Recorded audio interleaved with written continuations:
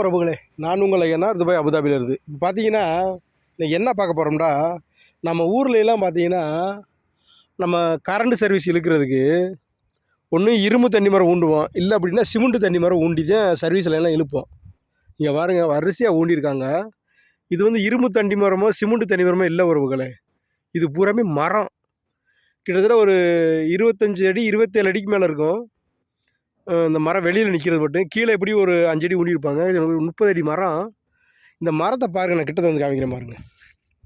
இந்த மரத்தை பாருங்கள், இரும்பு மாதிரி இருக்குது, சும்மா லேசாக கிராக் தான் இருக்குது. பாருங்கள் உறவுகளே, இது என்ன மரம்னு எனக்கு தெரியல உறவுகளே. பாருங்கள், துபாயில் மரத்தை பயன்படுத்துகிறாங்க சர்வீஸில். எனக்கு இந்த பாருங்க, இது வந்து டிரான்ஸ்ஃபர் வச்சுருக்காங்க.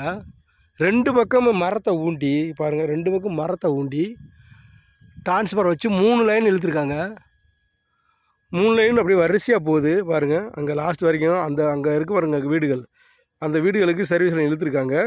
ஆனால் பூராமே மரம். அது என்ன மரம்னு தெரியல உறவுகளே, நீங்கள் கமெண்டில் சொல்லுங்கள் என்ன மரம்னு. இந்த மாதிரி மரங்களை நம்ம ஊர்லேயும் வளர்க்கலாம் உறவுகளே.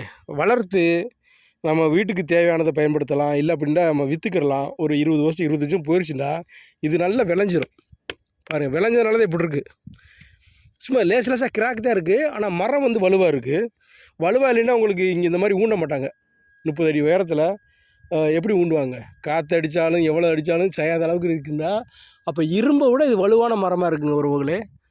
பாருங்கள், நம்மளும் இந்த மாதிரி இது என்ன மரம்னு பார்த்து அதை கண்டுபிடிச்சி நம்ம ஊர்லேயும் வளர்க்கலாம் உறவுகளே. வளர்த்து நம்ம பயன்பெறலாம் உறவுகளே. பாருங்கள், பிடிச்சிருந்தா லைக் பண்ணுங்கள். அடுத்த வீடியோவில் சந்திப்போம் உறவுகளே.